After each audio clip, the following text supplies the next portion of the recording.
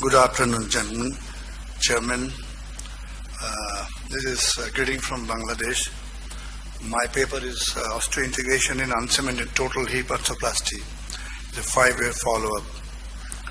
And you should know that osseointegration is the basis of our non-cemented total hip replacement nowadays.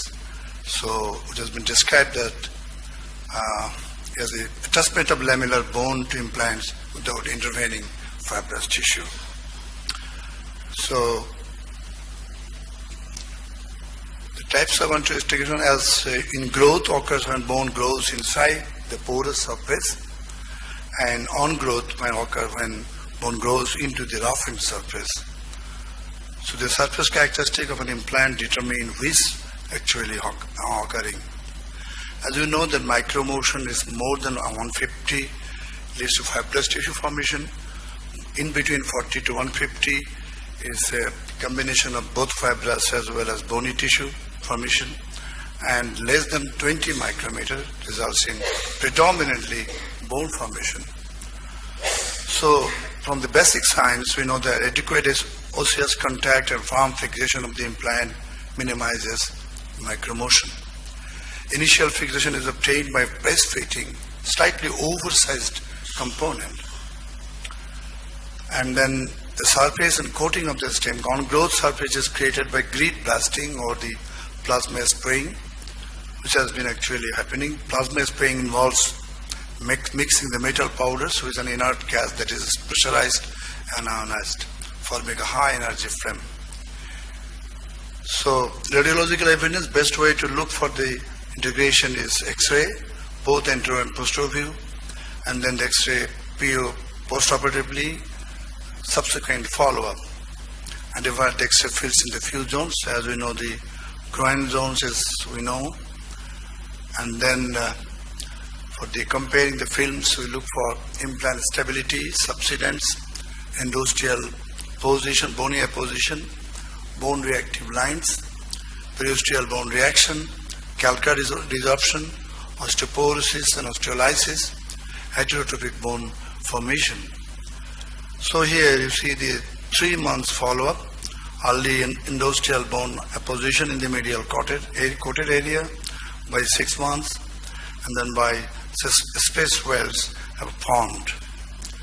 And then the bone reactive lines which has been formed initially, and then subsequently it goes away by 6 months and then onwards, so replaced by the bone apposition.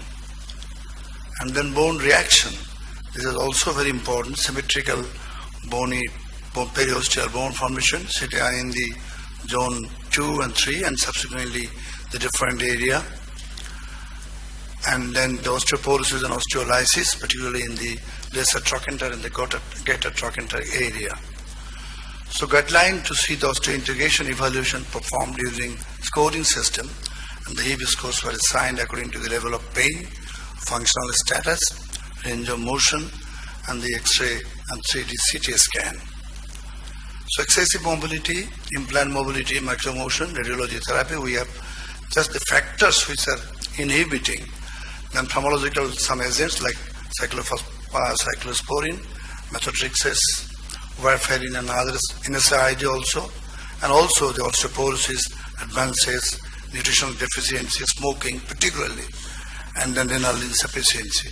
Our study is only took from 2009. A boy only, he has developed AVN, and then epiviews, and we can go for the CT scan, we can see.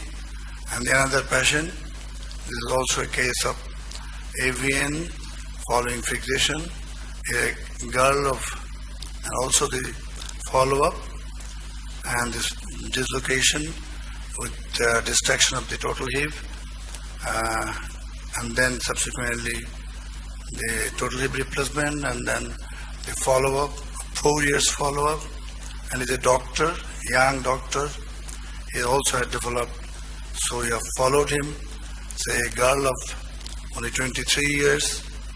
Also we have followed up to 5 years, and then so subsequently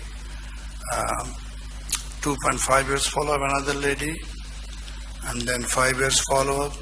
So in conclusion, our current minimum 5 years study, relatively short study, has shown that in take-home message, we found that osteointegration is relatively better in younger age group and active people. Osteoporosis may hamper the osteointegration. Thank you all for your patience hearing.